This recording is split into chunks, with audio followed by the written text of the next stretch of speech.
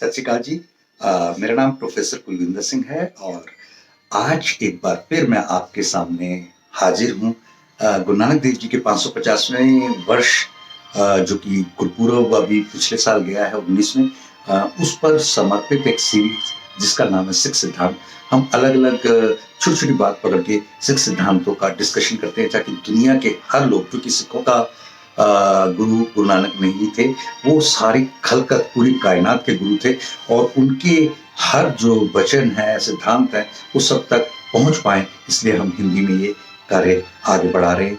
और मैं चाहता हूं आज के जो टॉपिक है उसके ऊपर आप सब थोड़ा सा ध्यान दें। निंदक डूबे हम उदरे पार, इसका मतलब है कि हमें खुद तो कभी निंदा करनी नहीं चाहिए, और क्योंकि अगर हम निंदा करते हैं तो दूसरे के कपड़े धोते हैं, यानी उसकी कालक को कम करते हैं, अपनी कालक को बढ़ाते हैं, और आखिर में होता क्या है, बढ़ते बढ़ते हमारा वजन इतना बढ़ जाता है कमजोरियों का, कालिक का, कि हम डूब जाते हैं और वो पार हो जाता है। तो हमें करना क्या है, जैसे कि मुगल के समय में हुआ, मुगलों ने उस समय अपने बल और शक्ति के बलबूते पर कुछ 100 साल राज जरूर किया, लेकिन वो आज कहाँ है?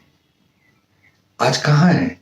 वो केवल और केवल मुगल शाही इंतजामात के दौरान बनाई गई बड़ी बड़ी इमारतों में दफन होकर के रह गए, याद बनकर के रह गए, अच्छी याद भी नहीं, एक बहुत ऐसी। क्यों? उन्होंने अपनों का और दूसरों का निंदक भी बने, क्रिटिसिज्म भी किया और दोहन भी किया। तो ये बहुत बड़ा एक, और उस समय गुरु साहब जिनके ऊपर कई मुगलों ने अत्याचार किए, आज देखो ना, उन्हीं गुरु साहब की गुरुद्वारों में कितने लंगर चल रहे हैं, परोपकार के कार्य चल रहे हैं, कितने सिख बढ़ते जा रहे हैं, बढ़ते जा रहे हैं, और कितना एक प्यार सद्भाव, सबको, उन मुसलमानों को भी साथ लेके चल रहे हैं जो मुगल सल्तनत के बाद उनकी ही परंपरा से आगे आए हैं। हमने किसी के साथ कभी विरोध, क्योंकि हमारा जो है ना सिद्धांत वो ये है कि सब में परमात्मा देखना और किसी की निंदा नहीं करना, और हम आगे बढ़ें, ये वे ऑफ लाइफ है। मैं अभी फादर टेरेसा के नाम से मशहूर एक सरदार जी, जो कि पिछले दिनों उनका देहांत हुआ कोरोना के कारण, उनके बारे में बताता हूँ।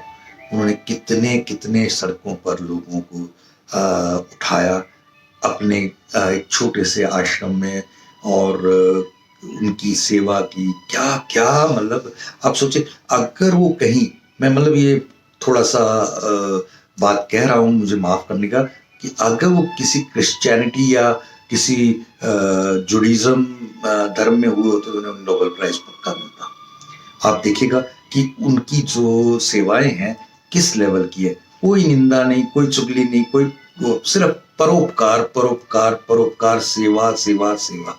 ये हमारा एक सिद्धांत है, और इस सिद्धांत को हम सब, जो भी सुन रहा है, जरूर माने, जरूर माने, क्योंकि सिखिज्म एक यूनिवर्सल धर्म है, आने वाले टाइम की एक बहुत ही प्रगाढ़ चीज जो हर इंसान में, कोई हिंदू, कोई मुस्लिम, कोई ये, इसके आपस के झगड़ों में, ये पॉलिटिकल है, इसमें मत जाए, बिल्कुल मत जाए।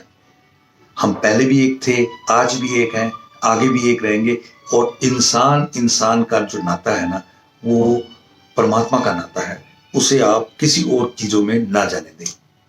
Thank you. वाहिगुरु जी का खालसा, वाहिगुरु जी की फतेह।